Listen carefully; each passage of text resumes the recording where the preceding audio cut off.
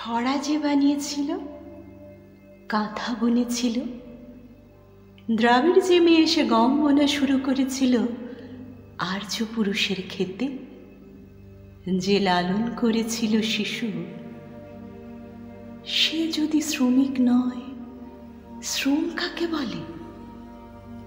আপনি বলুন মার্কস, কে শ্রমিক, কে শ্রমিক নয়?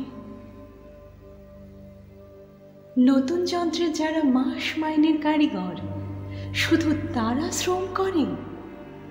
শিল্পযুগ যাকে বস্তি উপহার দিল, সেই শ্রমিক গৃহিণী প্রতিদিন জল তোলে, ঘর মুছে, খাবার বানায়, হাড় ভাঙা খাটুনি শেষে রাত হলে ছেলেকে পিট্টি দিয়ে বসে বসে কাঁদে। সেও কি শ্রমিক নয়?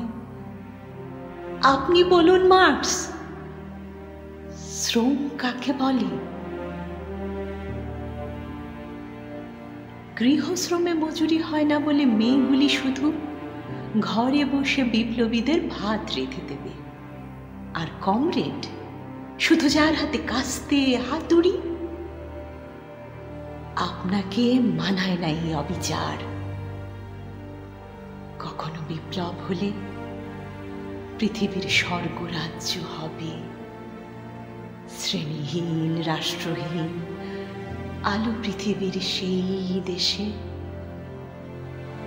আপনি বলুন মার্কস, মেয়েরা কি বিপ্লবীর সেবাদাসী হবে?